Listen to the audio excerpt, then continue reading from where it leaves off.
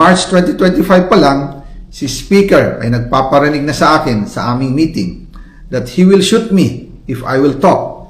At pagkatapos niyang sabihin sa akin in a phone call na, "Don't come home, we will take care of you," tumawag ulit si Speaker Martin at sinabihan niya ako na pag umuwi ako will be dangerous.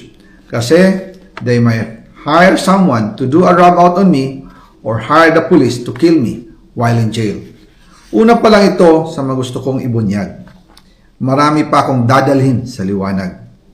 Isa na dito ay yung kay Henry Alcantara, ang DPWH boys.